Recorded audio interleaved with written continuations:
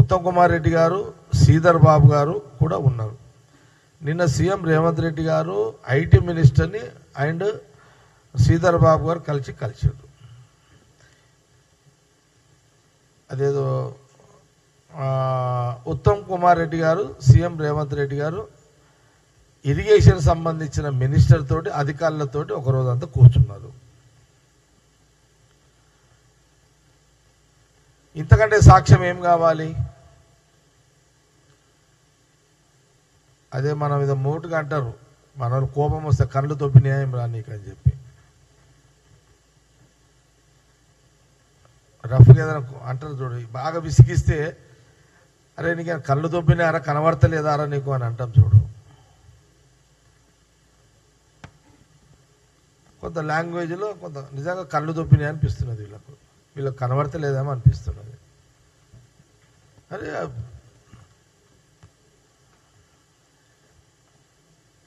ఇప్పుడు అంతకు మొన్న పోయినప్పుడు కూడా కన్సల్ట్ మినిస్టర్లతోటే కదా సీఎం పోతున్నది. మీకా తెలంగాణ ప్రజల పట్ల బాధ్యత లేదు.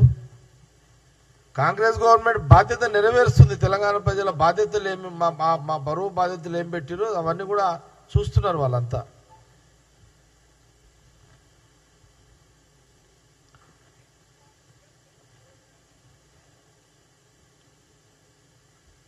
మీరు ఫామ్ హౌస్లో వండుకున్నాడని చెప్పి ఇక మమ్మల్ని కూడా ఫామ్ హౌస్లో వండుకోవాలా ఏంది కథ?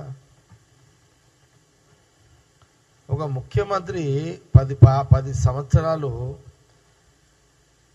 సెక్రటరియట్లో కూర్చొని ఏ ఒక్కరోజు కూడా అటు పరిపాలన పరంగా సెక్రటరియట్ అందుబాటులో లేని పరిస్థితి 10 సంవత్సరాలు. ఆ కొత్త బిల్డింగ్ కోసమే దాదాపు 4 ఏళ్ళ ఒక టర్మ్ అంతా కొత్త బిల్డింగ్ కట్టడానికనే తీసుకున్నావు సెక్రటరియట్. నువ్వంతా చెట్టుకోడు పుట్టకోడు అయిపోయాడు. ఆ శాఖలన్నీ ఏ గుట్టలు ఉన్నాడో తెలియదు, ఏ చెట్టు కాడు ఉన్నాడో తెలియదు, ఏ పుట్టలో కూర్చున్నాడో తెలియదు. 4-5 ఏళ్ళు సెక్రటరియట్లా.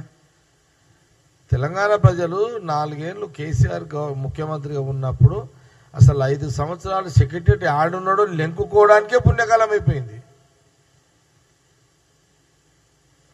మీరేందా నీతులు మాట్లాడతారు? ఇద్దరు బామ్మర్దులు పొద్దున్న లేవగానే ఏం ఏడిపాయ? మీ పనికిమాల ఏడిపోయిందంతా రోజు ఏడుచుడేనా?